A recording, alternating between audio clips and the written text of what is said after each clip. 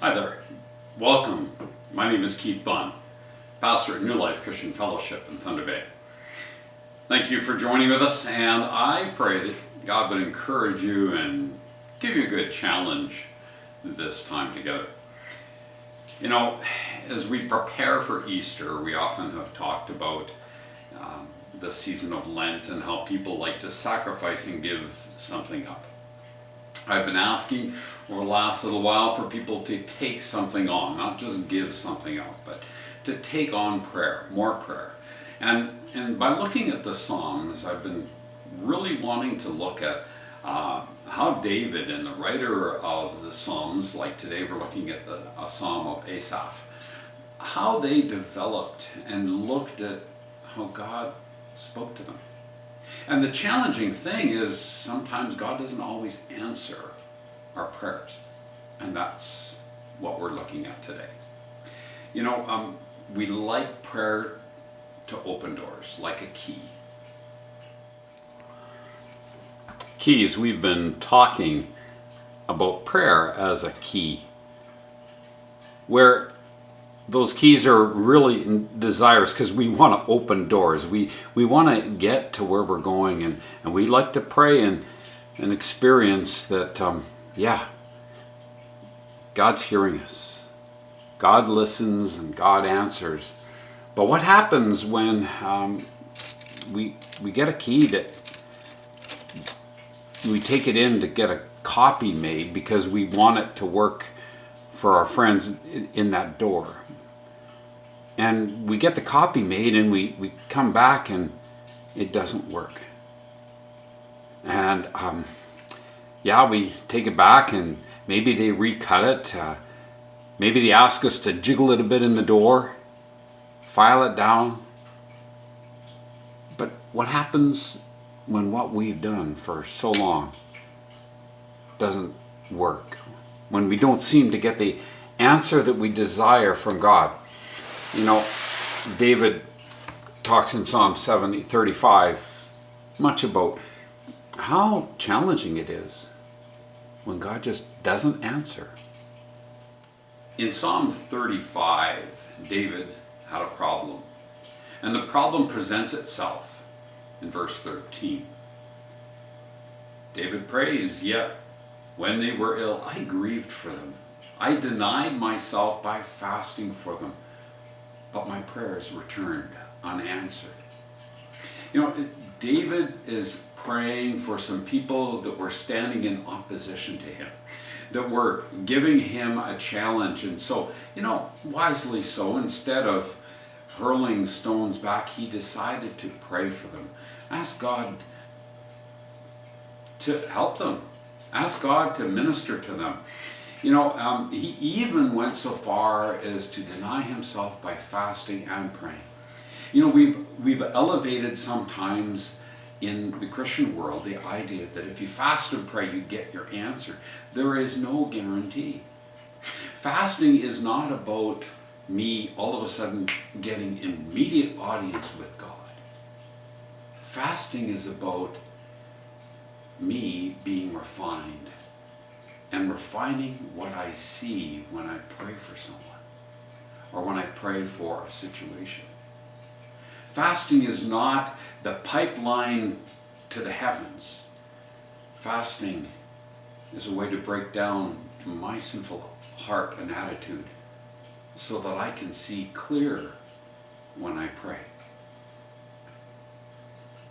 And then all of a sudden, David is struggling. He says, "My prayers returned unanswered." In verses 22 to 24, we read, "O Lord, you know all about this. Do not stay silent. Do not abandon me now, O Lord. Wake up. Rise to my defense. Take up my case, O God, my Lord. Declare me not guilty, O Lord my God, for you give justice. Don't let my enemies laugh about me in my troubles." See, David's experiences were very real, and we can relate. I believe we can relate to them. This experience of silence and abandonment in verse 22, it really translates into a sense of, do Do I matter to you, God? When somebody gives you the silent treatment, it's like, do I even exist? And David's challenged. His prayers return unanswered. And in verse 23, he cries out, rise to my defense. He's crying out, save me, Lord, from my enemies. You know, we want vindication. We want to be lifted up and for God to defend us. No different than David. And in verse 24, he uses some very strong judicial terms. Declare me not guilty. Not guilty. Give me justice. What we cry out for is justice in this world. You know, we do desire God to stand in the courts for us. But David does not give up his petition. He does not charge God with the problem. Rather, if you read on in Psalm 35, he goes on to exalt the Lord. It's our challenge not to stay in the pain of what's going on, but to move beyond it. Asaph wrote a psalm in Psalm 77, and he was a choir director. It's interesting. Asaph is from the family of worshipers that David instituted so that they would be leading in the choral worship in the temple. So let's read Psalm 77, verses 1 to 5. For Jeduth, the choir director, a psalm of Asaph. I cry out to God. Yes, I shout. Oh, that God would listen to me. When I was in deep trouble, I searched for the Lord. All night long I prayed with hands lifted toward heaven, but my soul was not comforted. I think of God and I moan, overwhelmed with longing for his help. You don't let me sleep. I'm too distressed even to pray. I think of the good old days, long since ended. Have you ever longed for the good old days? We could probably reflect upon that and say, yeah, I long for the good old days. Could we return to normal, whatever that is? Asaph prayed, but he didn't just pray once, just a quick little prayer. In verse 2, he says he prayed all night long. Now listen to these first person statements that come from his heart towards God. I cried. I shout. I was in deep trouble. I searched. I was not comforted. I moaned. I longed for God's help. I don't sleep, and I am too distressed to pray. All night long he goes through this. Ending up, of course, with that wonderful phrase, I long for the good old days. You know, Asaph could stay there and repeat this lament that so many people, I believe, today even feel like somehow they've got the short end of the stick. You know, they just don't feel like God hears their prayer and it's not right. You know, Asaph pushes into where God is faithful and does answer prayer. He does respond back and he looks at where God is so faithful in answering prayer, not in his life, but in the history of God. You know, we somehow need to stop our story when it's not working in our lives and look to God's story. See, sometimes our story is painful and it could be health, it could be finances, it could be relationships, but I need to stop and I need to look at God's story. My story is subject to my somewhat suspect memory and then my filters of what I remember. You know, I need to understand and focus on God's kingdom, not man's kingdom. In the book of Hebrews, chapter 11, you have stories of faith, but Asaph even, he looked at the stories of God's creation, the story of the people of Israel. he understood. You know, I need to include that in when I look at God's faithfulness. I need to look at creation. I need to look at the people of Israel. I need to look at Jesus' story. Get out of my story and into his story. In Hebrews chapter 11, we read that these believers, these people of faith, were too good for this world. They wandered around deserts and mountains, hiding in caves and holes in the ground. All these people earned a good reputation because of their faith, yet none of them received all that God had promised. For God had something better in mind for us, so that they would not reach perfection without us. Now, the people in Hebrews 11, do you think they didn't pray? They prayed, they asked, but yet they didn't receive it. They kept on. In Hebrews chapter 12, the verses immediately following start off and are powerful. Hebrews 12, verses 1 to 4. Therefore, since we are surrounded by such a huge crowd of witnesses to the life of faith, strip off every weight that slows us down, especially the sin that so easily trips us up.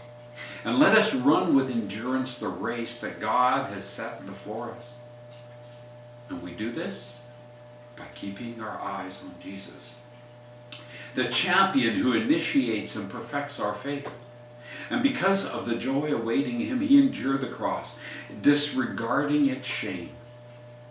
Now he is seated at the place of honor beside God's throne. Think of all the hostility he endured from sinful people. Then you won't become weary and give up. After all, you have not given your lives in your struggle against sin. You know, how powerful is it to get out of our story and to get and focus on Jesus' story? And the people of faith who didn't even get their stories answered, didn't even get that wonderful prayer answered, had to keep a focus on Jesus. What does your struggle, what does your faith journey look like? Do you have prayers that have not been answered? Is your faith something like the key that you just got cut and it doesn't work and you struggle to make it work? I believe that if that's the case, guess what? You're normal. We all struggle with prayers that we've prayed out in all honesty to God, and they somehow don't seem to get answered. There's not a person, I believe, in the faith experience that has ever had all their prayers answered perfectly. Even Jesus didn't get what he wanted in the Garden of Gethsemane. He had to continue to plead with the Father and yet realize not his will, but the Father's will be done. The focus of Jesus was to do the will of the Father. The focus of my life has to be to do the will of the Father, not my will. And we all struggle with our will and God's will. We do like answered prayer.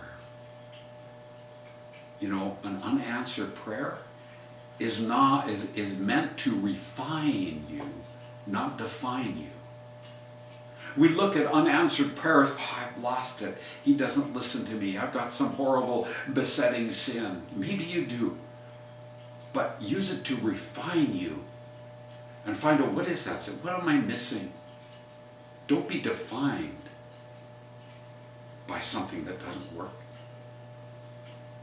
The apostles, the believers before us have all sought the Lord and continue to be defined by Christ, defined by a relationship with the living God, not by answered prayer.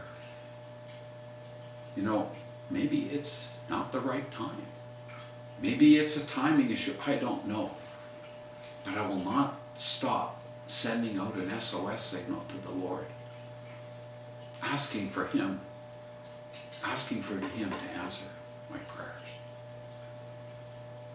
And then when I pray, I will wait. I will wait expectantly upon the Lord to answer in His time.